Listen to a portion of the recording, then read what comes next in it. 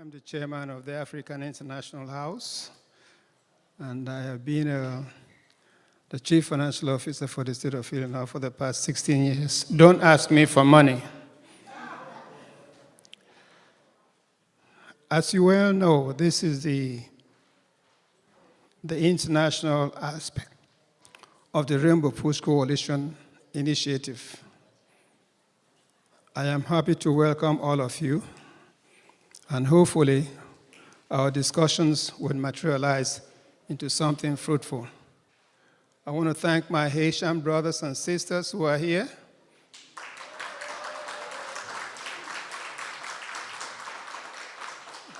My South African folks who are also here.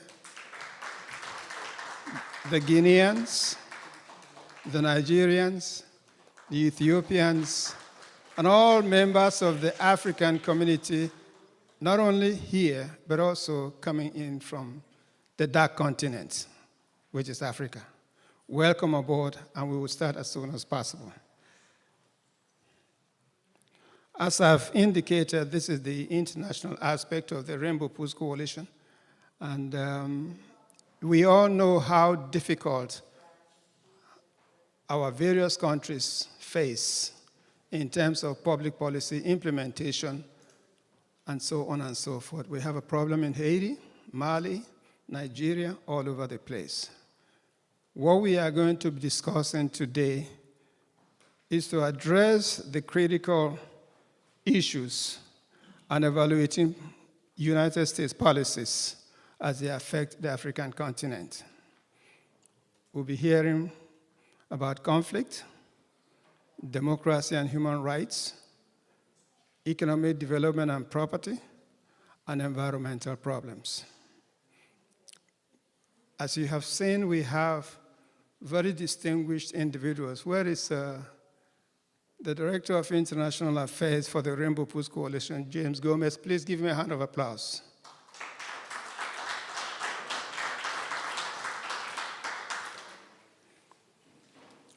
The forum is going to give panelists the opportunity to address issues in their respective area or issues of concern. They will also discuss solutions and U.S. foreign policy. The panelists' unique perspectives and expertise will significantly enrich our discussions and drive meaningfully progress on the critical issues as we strive to influence and shape public policy. What we are going to do now is to introduce the panelists. If I don't pronounce your name correctly, you can sue me, and you will pay for it.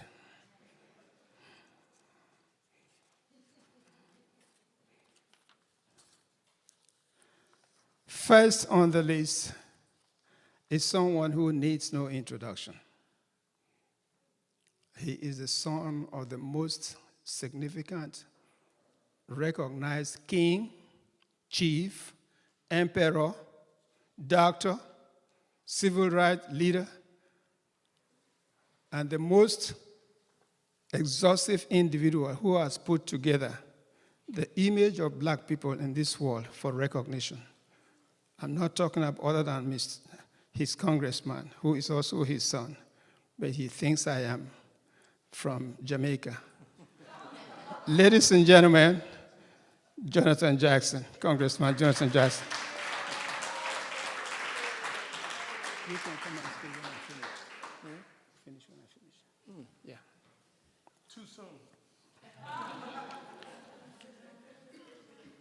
We're also waiting for another Congress lady who will be speaking about Haitian stuff. She's on her way. Also sitting on my right hand is the Consul General of Nigeria who came in from New York. This guy also has no need for introduction.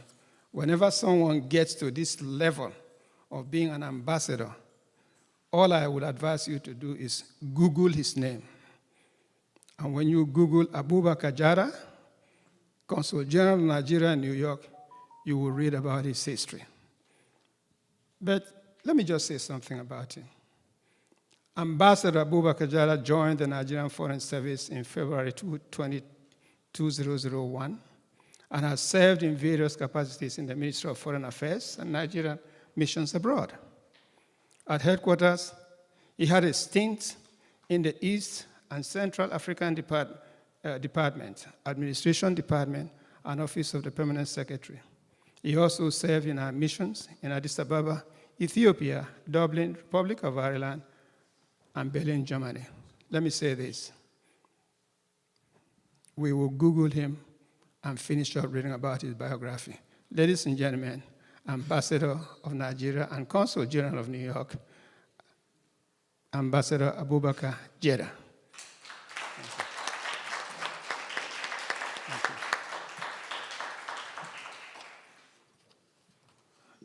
There is an individual who is going to be speaking also.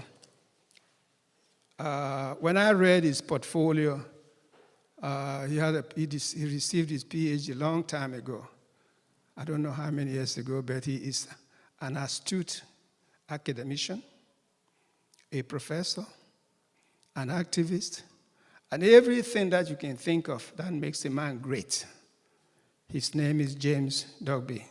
Co-founded the Arab American Institute, a Washington, D.C.-based organization, which serves as the political and policy research arm of the Arab American community.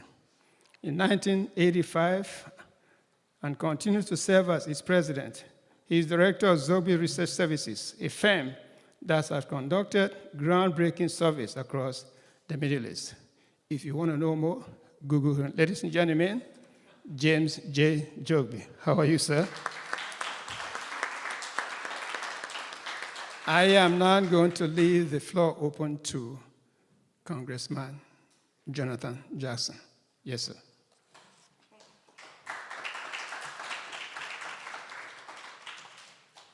I'd like to thank you so much for coming out. Thank you for your participation today. Thank you, Dr. Iwa, for your contributions. I don't know, when I make brief remarks, am I turning it back over to you, Dr. Iwa? I am, okay, very well. Congressman Jackson, serving Illinois' 1st Congressional District, I have the privilege, and I thank you for it, to serve on the House Foreign Affairs Committee, as well as the Department of Agriculture, the Agricultural Committee. These two committees, I look at them as basically the same coin. If you want to see the politics of a nation, look at the food. You want to look at the food, you can see its politics. We're going through a tremendous migratory pattern across the world, and there are an enormous amount of hotspots that are emerging. We're simply focused on a few, but let me bring a few more up to your attention. What's happening to the south of our border. When the former President Donald J. Trump was leaving out of office, he not only had an embargo, boycott on Cuba, he called them a terrorist nation and put additional sanctions on Cuba. So if you wish to do any sort of business from outside the United States, because we don't trade with Cuba, but countries around the world, they have to take cash in order to deliver oil, cash in order to send food, and as you can imagine, trying to move bags of cash encumbers the financial transactions. They've been removed from the world financial system when you're labeled a terrorist nation. As a consequence of that, they thought they would put further pressure on collapsing the Cuban government. That's not what happened. It went the exact opposite way. 500,000 people had to leave the island in order to survive. When we put additional sanctions and tariffs on Venezuela, they wanted to do that to oust Maduro. That's not what happened. The exact opposite happened. 4 to 5 million people had to flee and go into neighboring countries.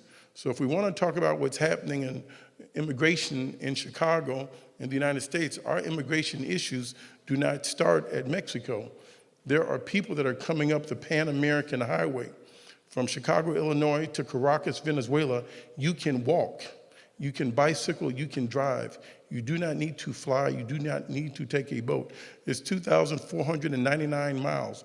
This is a contiguous landmass. So when we wonder why people are making it up to our borders, it's because their countries had also had intervention and were excluded, and the people had to survive. When we look at what's happened to Haiti, and I don't want to call Haiti any longer the poorest country in the world. I want to call Haiti the most exploited country in the world. What's happened to Haiti has never happened in human history. And words matter, and the context in which we use it has to be clear. It's the only country that had beaten the slaver that then had to pay reparations to the enslaver. It's the only country in world history that got its freedom and then got punished for having become free. So we can never forget Haiti. Haiti is in our sights, it's in our hearts, but it's also in our soul. I tell you something else. I'm on the Black Maternal Health Caucus. Someone says, well, what are you doing on the Maternal Health Caucus? Well, everybody has a mother. Everybody came from a mother, I hope.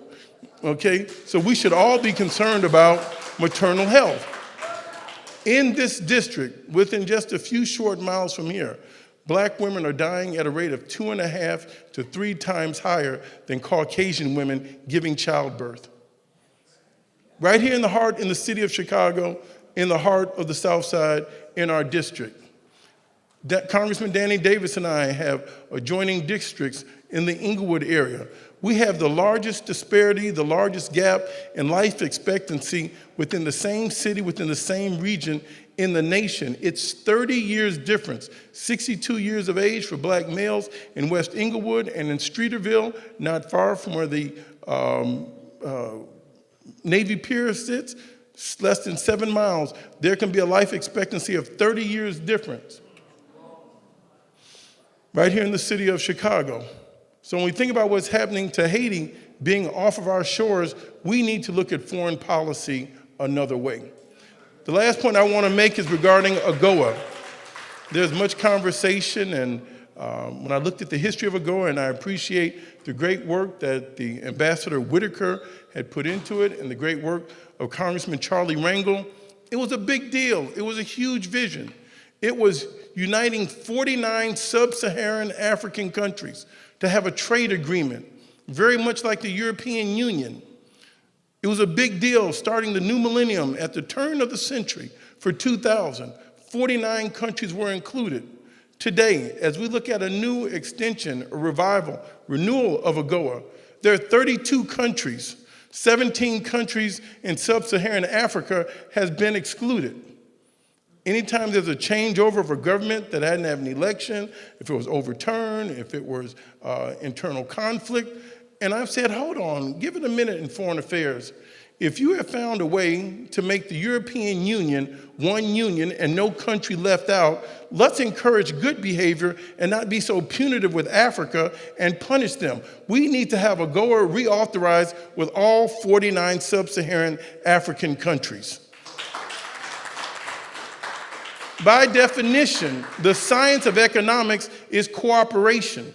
You can't exclude people and have economics. You can't have Kenya all by itself and all the bordering countries around it have now been excluded.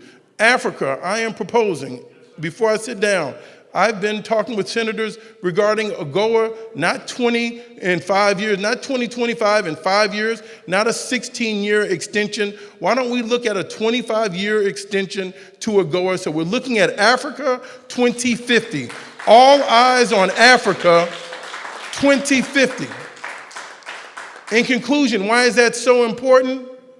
Because by the year of 2050, Africa, 1 in 4 human beings on planet Earth will be Africans. Are we aligning ourselves with our future interests? And to the degree that we're doing behavior modification and slapping these presidents on the hand and not understanding some of the issues that they have to deal with as they try to create newly formed democracies, we've been in a democracy and we still haven't gotten it right. Who are we to put all this pressure on someone else? We still have a lunatic running around that didn't want to have a peaceful transfer of power. We still have election deniers that are in offices. We still have people that aren't going to certify elections. African nations go through the same thing. It's nature and it's power. So I would like to thank you so much for coming out. I now turn this program over to the Honorable King Iwa Iwa.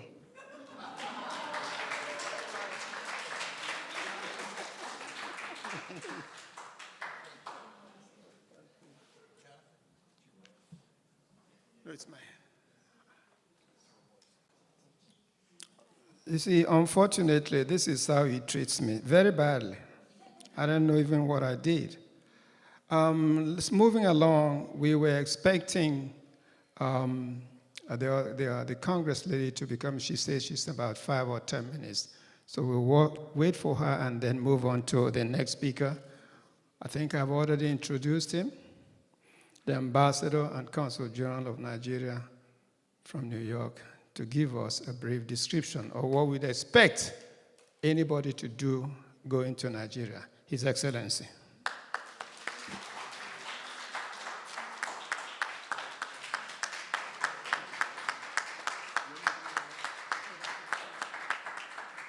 Thank you, sir. Thank you so much. Ewa is not a good man. He sets you up. Congressman, Jonathan, members on the high table or on the stage, ladies and gentlemen, I want to first express my appreciation for the invitation I got from the icon of civil rights. He signed my letter of invitation. I was saying that maybe I should just go and frame it and hang it on my office for me to have Reverend Jesse Jackson sign a letter of invitation extending to me to come here and participate and be on the panel. So I want to appreciate him. I want you to please extend my appreciation to him. He's someone we adore and give very high regard to, where I come from, actually. Thank you so much, sir. Dr. Ewa, let me be on him today. He's so good that they named him twice. Ewa, all right? So it was a deliberate name that was given to him by his parents. So he made sure I came. I had to take a connecting flight before coming to Chicago. I had to stop by in Michigan to be able to connect. I don't know why, because if I think of probably the events coming up tomorrow. So the flights are full, and there are no direct flights from New York. But I'm glad I made it. Thank you so much. I'm just going to give you a little talk about Nigeria. As according to the program, I was given the opportunity to say one or two things about Nigeria. Let me bring it down close to you so that you understand what I'm going to say. Nigeria and the U.S. share a common history. One is that they are former colonies, colonized by the British. They are also, they've also fought civil rights, civil wars, and wars to keep their countries together, not to disintegrate.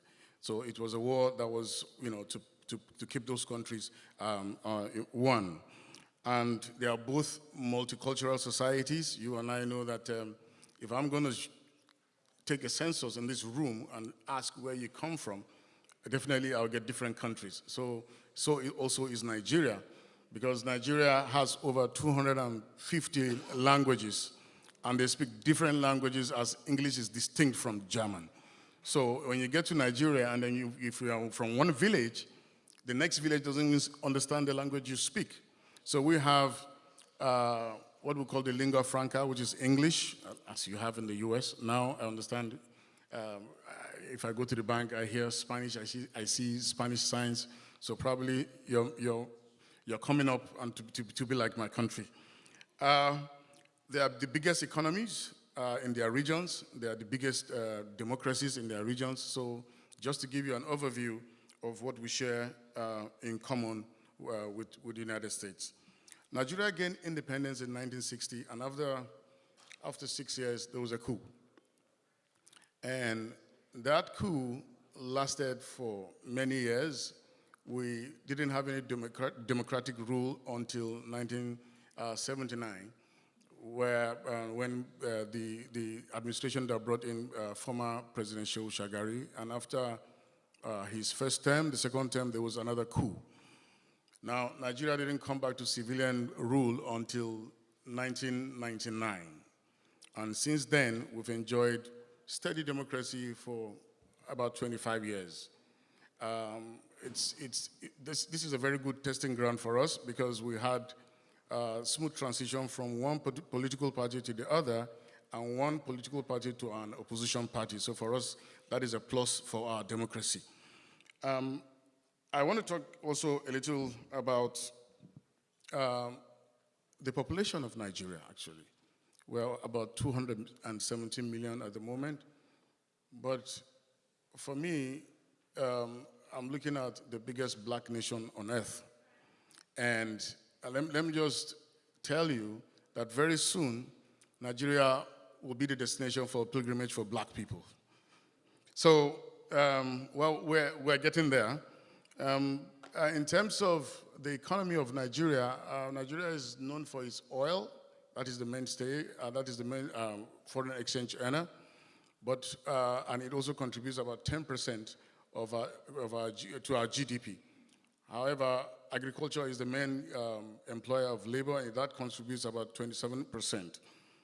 Nigeria is actually, under the current administration, skewing so much to the non-oil sector.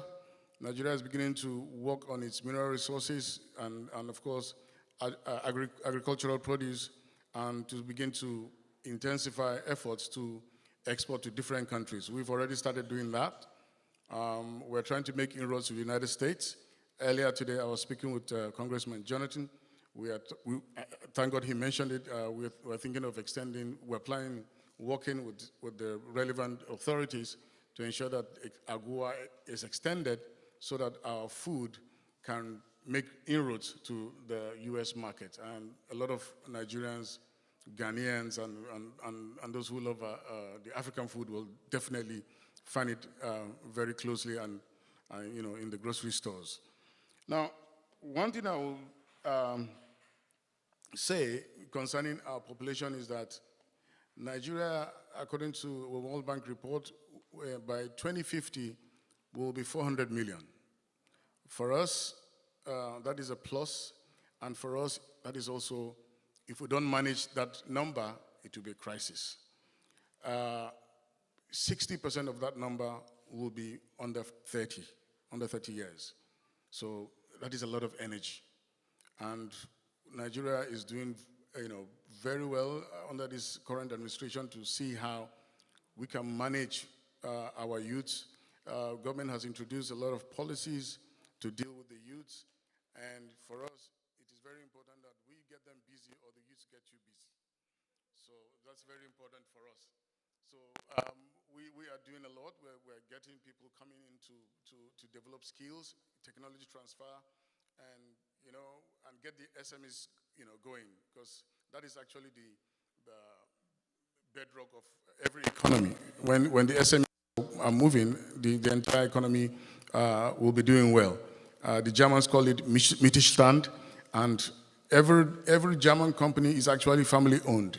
So you find out that these families actually own these companies and begin to expand them, and then you see them as big as they are, but actually they are also small.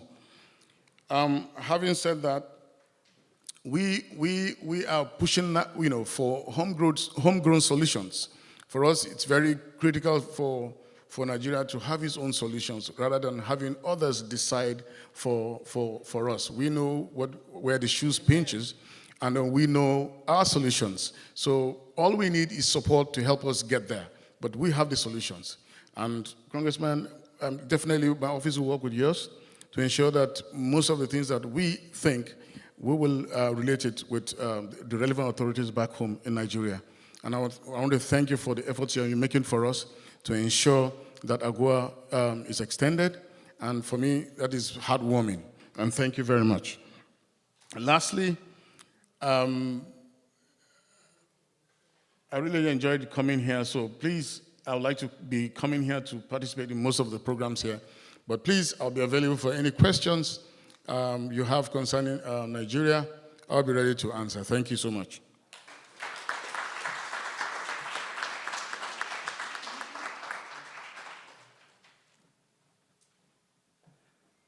Thank you, His Excellency.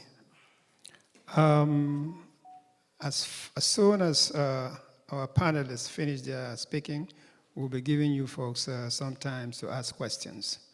So I will be calling on James Gosby, whom I've already introduced, to speak to us. And after that, if the Congress lady doesn't show up, I'll be able to bring in one of your Haitian individuals who can give us an update as to what is going on in Haiti, and I think a lot of you know about it. So, Mr. Zogby, thank you.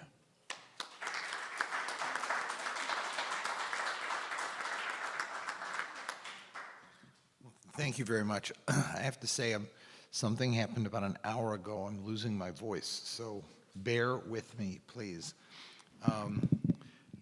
I had some very specific ideas of what I was going to talk about, and then you messed me up. With the notion, thinking about it, that 1/4 of humanity will be African in 2050. And that joins more than 1/4 of humanity that will be from the Indian subcontinent. And more than that from China, which leaves like 15% of the world will be white. What does that mean? And if you think about it, you know, it's almost always been that way. And yet, God's white, speaks English, and favors us. I mean, that's how we were taught. I remember reading in grade school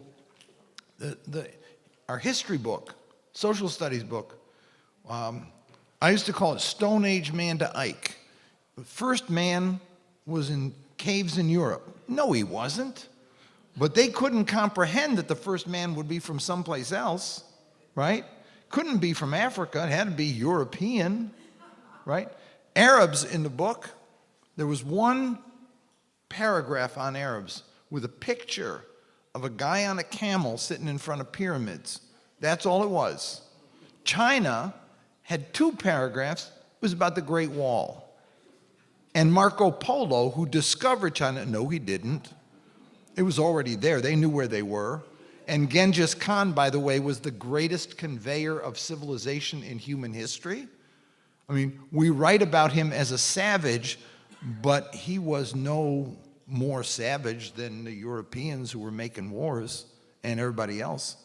I mean, I remember my wife and I were in UK on my way to Lebanon. I was doing dissertation research on Palestinian refugees, and looking at the newspapers every day, wherever I'm in the country or any another city, I like to read the papers. I like to get a feel for what people are thinking.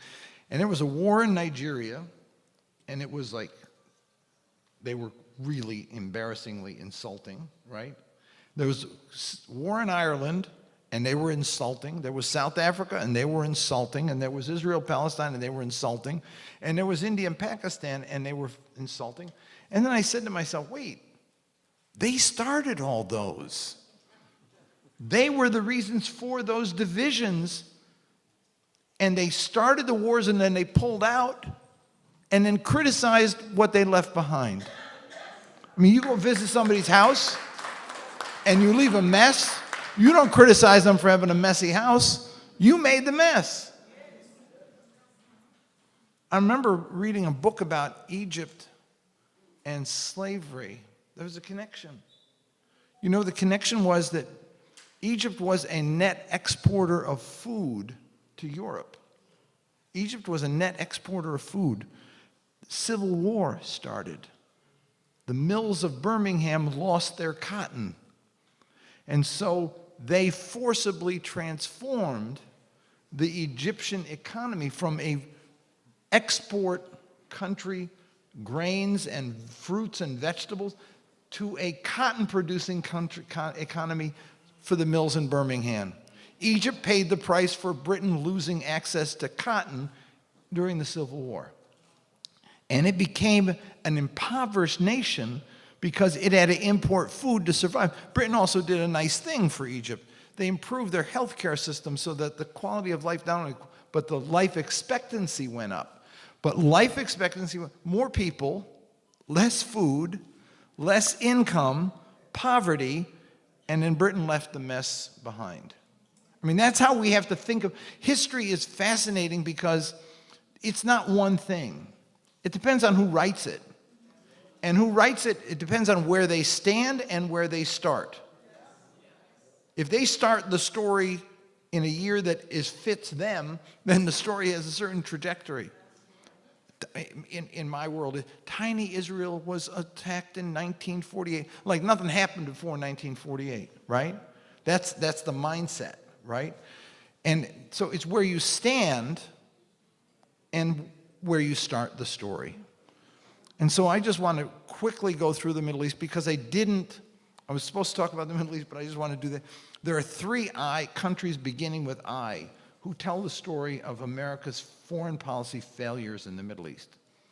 One of them is Iraq. We impoverished Iraq with sanctions, the same sanctions you were talking about. I mean, I'll never forget Madeleine Albright, who I actually liked. She was a friend. Doing an interview and just shocked the hell out of me. The interviewer said, it is said 500,000 children died from starvation during the sanctions that the Clinton administration imposed on Iraq. Is it worth it? And she said, yes, it was. I mean, how do you even get there? Best thing to do is duck that question, but to say it is a mindset that is disturbing. And what we've learned in history is that sanctions do not make people like you more. They make them hate you more because you are the reason why they're dying. I mean, the people in Gaza don't love Israel because Israel starved them. It doesn't end resistance, it actually produces resistance. And we created a mess in Iraq that the inheritor of was Saddam Hussein. And then what we do? Well, we decided, because the neoconservative mindset, right, is like, there's good and evil, we're good, they're all evil, we're going to kill them and beat them, and we're going to change them to be like us, God forbid. We're going to change them to be like us, and so we went to Iraq. I tried to oppose it at the Democratic Party. I tried to say, you do not go into a country whose history and culture you do not understand. You don't go into a country when you haven't explained what the costs, the consequences, and the terms of engagement are. But we did, because God was on our side. We were going to win. Not only win, but what they said was there would be flowers in the street greeting our soldiers. They would herald us as liberators, and a beacon of democracy would shine throughout the whole Middle East. Well, it didn't quite happen. Instead, what happened was a civil war that still in many ways has not ended. And you know what else happened? Was Iran, which had always been offset by Iraq, now became empowered and became the more powerful country because it no longer had a regional country that was blocking it. And Iran realized that they better get their act together because America was coming after them next, and so it became emboldened and empowered. And Iran is smart, not only playing its own game internally, but playing a game in the region to protect itself against U.S. allies that they fear might get them or might weaken them. And what happened with Iraq was not only did we not win, but we unleashed a dynamic in the region that has been devastating till this day. With American credibility at its lowest ebb, with American values called into question everywhere. They say, American values, what are they? What's that mean? You know, it means you starve people, it means you bomb people. I mean, the idea that we want to tell countries do this, do that, when we violated every norm of international law and humanitarian law in our war in Iraq and isolated ourselves in the world community because of it. And then empowered Iran and left America in a weakened position like we'd never been before. Let me go next door to Iran. Iran has a grievance with America. They had an experiment with democracy in 1955. And what did we do? We had the CIA go in, overthrow them, and install the Shah's regime again. And the people never forgot the repression that unfolded after that. And it was an oppression that lasted for decades until there was a revolution. Now, I'm not a fan of the religious cult that has taken over the country, but the grievance was real, and it was based on what we had done to them. And they are fearful of their security, and so they fight like any other nation fights, with themselves and with allies to protect themselves against us. Third eye country is Israel. And if there were any example of American hypocrisy or double standard, your father used to say Israeli peace and security and Palestinian peace and security are two sides of the same coin. Our policy is only focused on one side of the coin, the other side be damned. I mean, Democratic convention is going to happen. We're trying to tell them, be balanced, be smart, look at where people are. I do a lot of polling, right? I know where people are, Democrats in particular, in their mindset. They don't hate Israel, but they also don't hate Palestinians. They want both of them to be at peace and be free. They suffer for the suffering of both. And yet, what are we going to do? We're going to have families of hostages on the stage talking about how Hamas is holding hostages, but there are 11,000 Palestinians being held by Israel.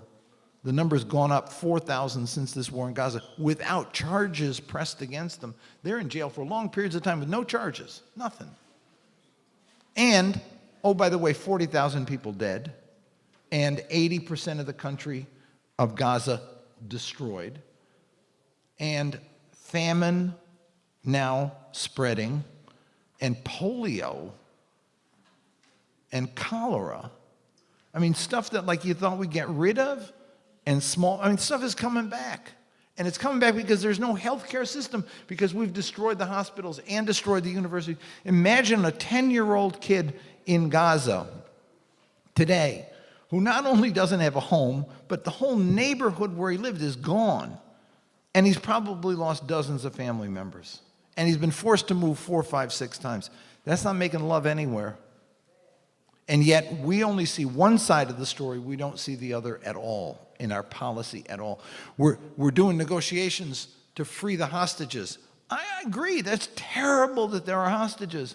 But there's a lot of other stuff happening. A lot of other stuff happening. I want negotiations to stop the killing, to have a ceasefire. And when Israel bombs a school, as they did just last week, they bomb them every once in a while, but they bomb them. And then 2 days later, we gave them $3.5 billion in military arms. What message does that send to the world? What does it say? It does not say what we want to say, which is that we don't support those. We draw a red line and they cross the red line. We move the line. They cross that one, move it again, move it again.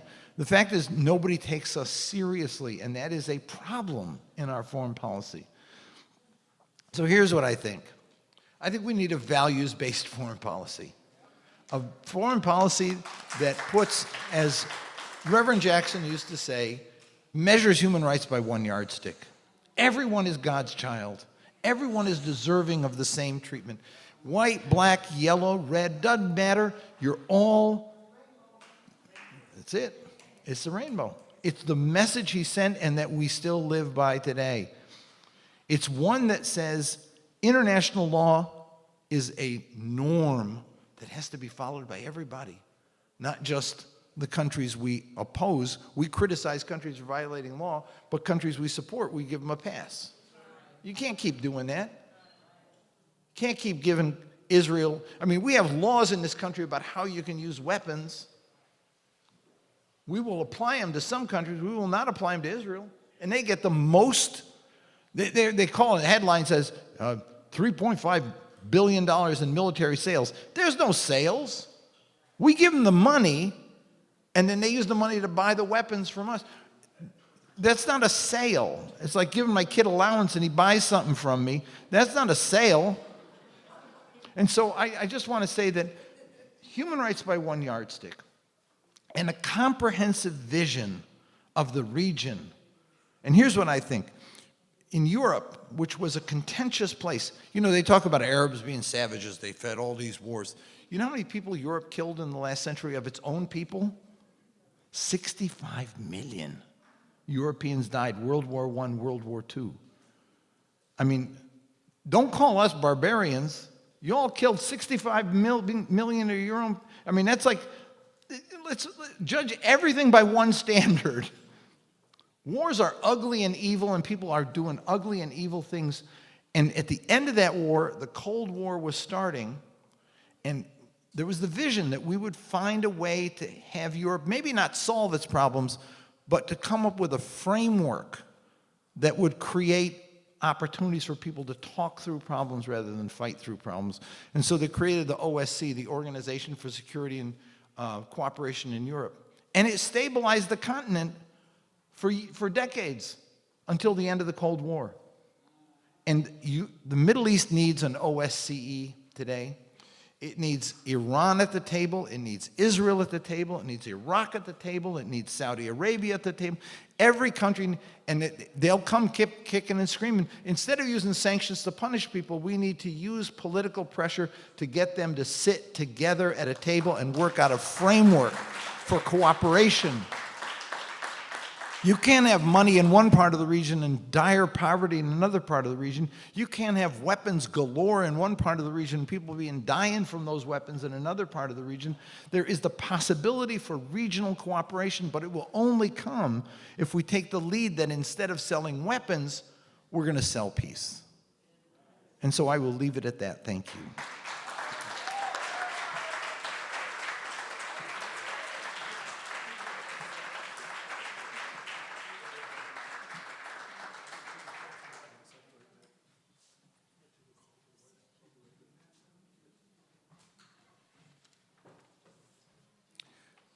Thank you very much. Please give him a round of applause, please.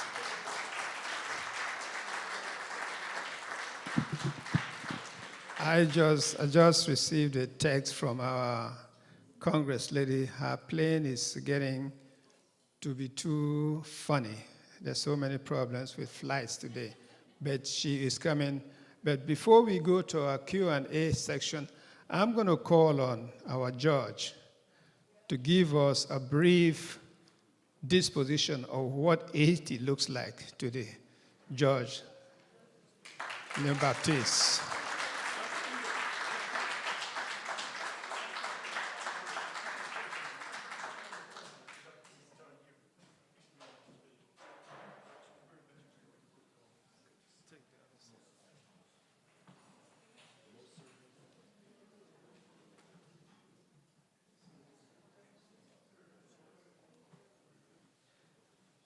Well, good afternoon, everybody.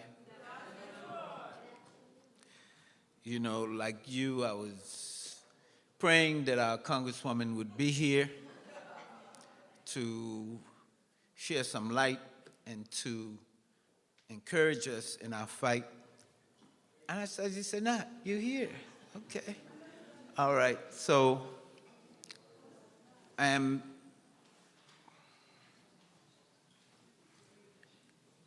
honored to be asked to come up here and to share some words about Haiti. Ambassador. Sir, thank you very much for your elucidation of what the world really is. You know, we fed a world upside down than what it really is. And we really need to confront reality. The congressman earlier said that Haiti is not the poorest country, it's the most exploited, it's the most impoverished nation in probably the world. And there's a reason for that. In the midst of the Western world enjoying in the 1700s and early 1800s dominance over the economics of the world through the exploitation of African slaves. In the midst of that going on and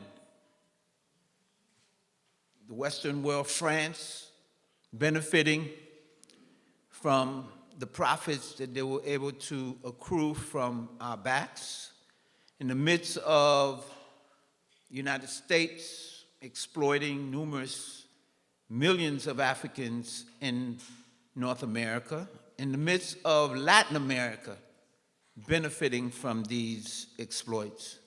Here comes some Africans on August 14, 1791, who pulled themselves together. But before I go there, though, one of the things that I heard a professor of African American history talk about, she said that for every day that Africans were enslaved, they were resisting. For every day, every minute, every second. And you could imagine that, because if you were in that situation, you would be fighting back, you would be resisting.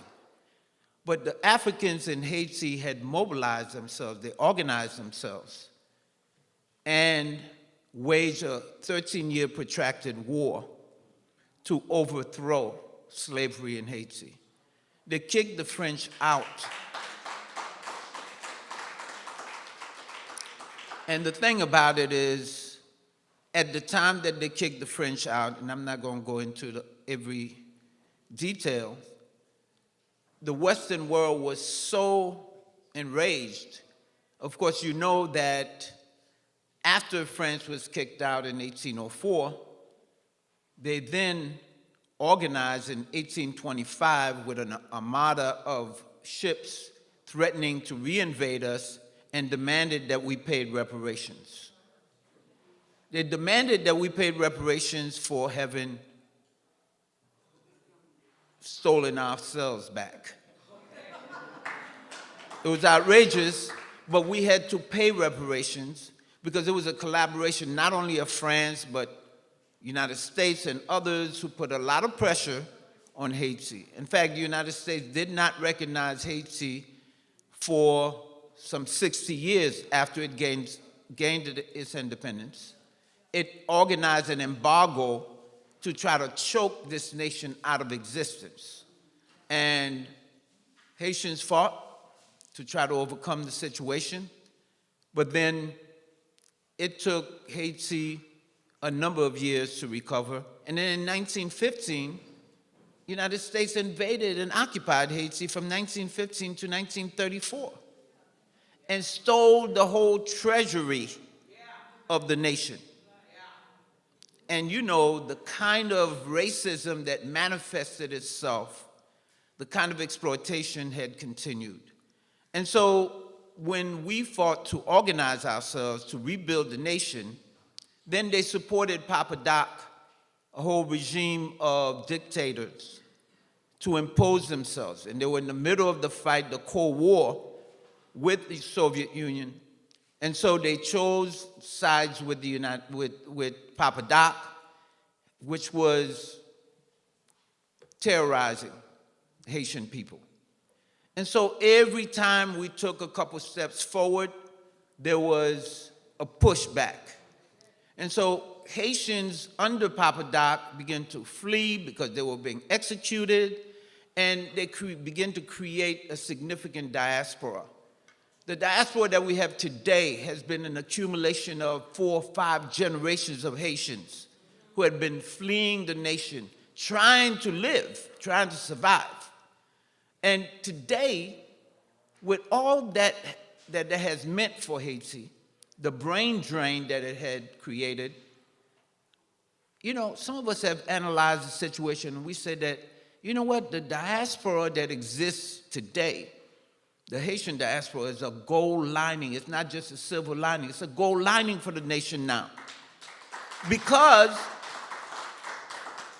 we have stayed connected, we have stayed true to our cause. You know, I heard a sister say that Haiti is not just a nation, it's not just a territory, it's an ideology. And so Haitians are sovereign people who refuse to be subjugated, and so we continue to fight back wherever we might be. And so that is why today, while in Haiti itself, Dr. Ewa, The conditions have deteriorated because of the impoverishment, because of the force and pressure and the destruction that's been wrought against our people. The diaspora is raising up and saying, wait a minute. We are about 8 million folks in the United States. In 2008 and 2012, we were the X factor that caused the victory of President Obama. We are a significant population in Georgia now. We are a growing population that's making a difference. And that is why we say, you know what, let's stop putting Band-Aid on the ills of Haiti. Let's turn our attention to our interests here. We are taxpayers. We've lived here. We're a significant population. So we are demanding a Marshall Plan for Haiti. We're demanding that there be $50 billion invested in rebuilding, restabilizing the nation. That's what we're saying. And why do we get so ambitious at this particular point in time? Because we believe we have the population that will work with Congressman Jonathan Jackson, that will work with the Congressional Black Caucus, that will work with a number of elected officials to move this bill through Congress so that we can bring about some qualitative reconstruction of Haiti. It is important, and we think that the resurrection of Haiti is what's important right now. It is important because our people that have been dispersed throughout the world, it has gotten to a point where we couldn't even go back home. It has come to the point where those of us who have had families, it's been difficult to get back home. It's been difficult even to try to send stuff back home for our people to be able to get, because there's terror has been unleashed. And sometimes we say, well, it's our own people who will terrorize it. But where do they get those weapons? Where do they get the support?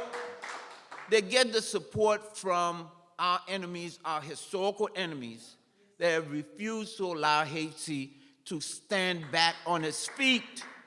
Because as I said before, Haiti is not just a nation, it's an ideology. It's the Boukman, it's the Toussaint, it's the Dessalines. And we understand that because you remember when Haiti became independent, it helped liberate Africans who were enslaved in Latin America. It sent money and support to Simon Bolivar. It created chaos in the United States. It supported Gabriel Prosser, Denmark Vesey, Nat Turner to fight back. So Haiti, you have to conceive it and understand it and never give up on it, because the fight back is just beginning. It's not over, okay? So,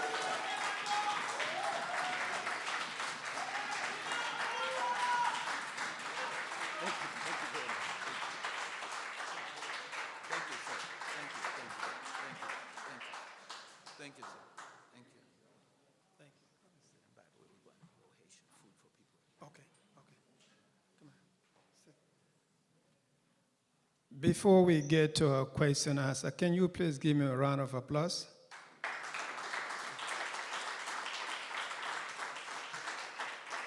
I think it's important for us to realize exactly what the judge has said. It's very important. Because I remember in 1979, when the Ayatollah Khomeini took over Iran against the Shah, you know who was responsible for that? Iranians in the diaspora. Yes, they were responsible for that. In France, in the United States, in Germany, in Europe, they formed a very, very cohesive organization that says, yes, we are going to take over our country from England, United States, and so on and so forth. And they brought back the Ayatollah Khomeini. So why am I saying this? It is for us in the diaspora to understand that what we do And what we say, how we do it, when we do it, makes a very big difference in terms of impacting the appropriate and necessary public policy issues that determine the destiny of our people at home.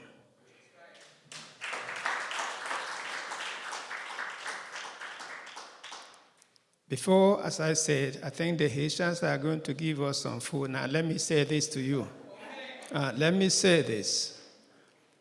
Whatever they bring, if you don't eat it, I'm going to sue you for social neglect, inability to eat and respond, and inability to appreciate.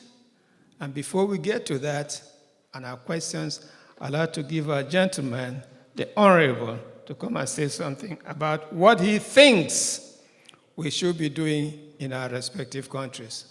Thank you, sir. 3 minutes, sir. Just very quickly, and this is first, good afternoon to all of you. I'm Todd Yeary.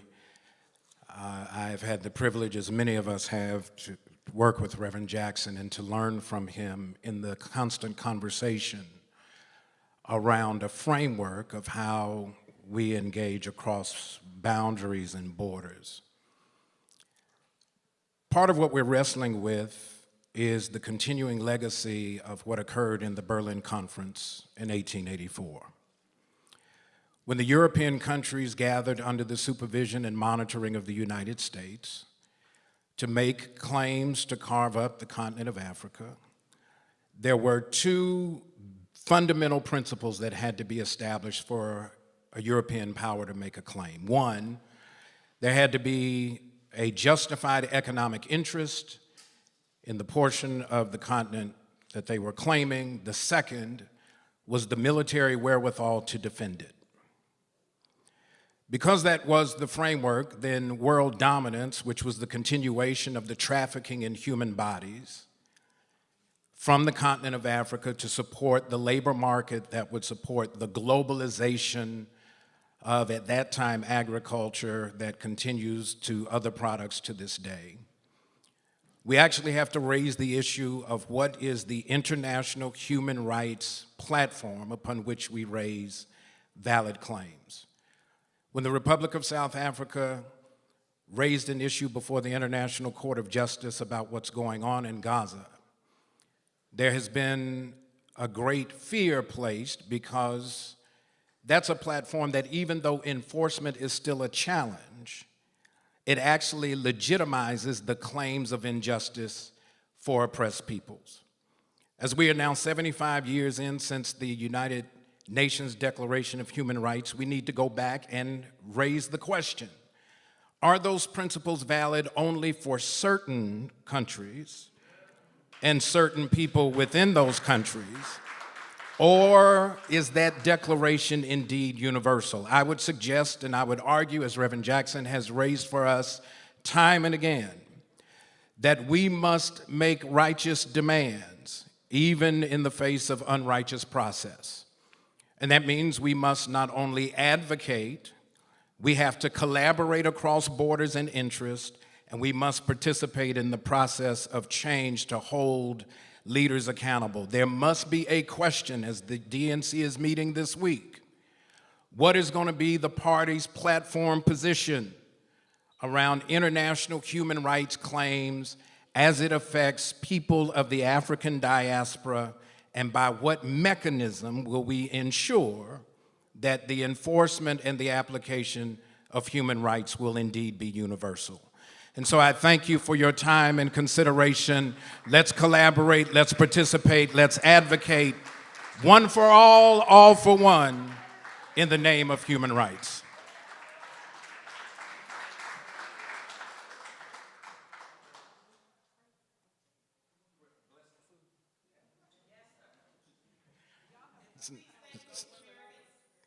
They were waiting on somebody. Come on.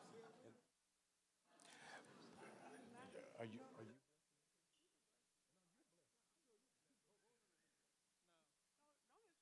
No, excuse me.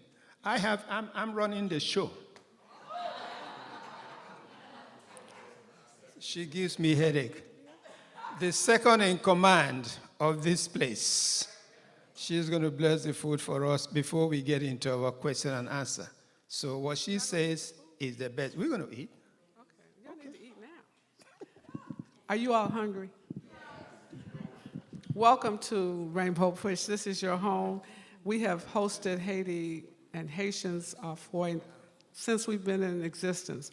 Janine Ramon had invited Aristide here when he was in exile. So you're a part of us and we're a part of you. Let us stand to bless the food and get the food. Y'all ready? Our Father and our God, we thank you for this day. We thank you for those who gathered across the ocean and across the seas to come together and to unite, that we might be able, as one people, fight for justice in America and around the world. So God, we ask that you will bless the food, the hands that prepared it. Remind us of those who right now are hungry and have no food to eat, have no ability to eat, no place to eat. Remind us of those who are fighting, even as we stand here today, in a sense of peace. There's discord everywhere. So God, we thank you for what you are giving us. And we ask that as we eat this food, we remember those who we are fighting and will be standing for during this week at the DNC. We ask these things in your precious Son, Jesus' name. Let every heart say, amen. Is the Reverend coming? Yeah. Okay, those of you who are in the front on this side and this side, won't you go and form a line? The caterers will serve you. We also have to thank the Haitian American Coalition for whatever they have done today. A gift will be presented to Reverend Jackson as soon as he comes in, and hopefully, please do not leave. Reverend Jackson will be here later on to receive all of us.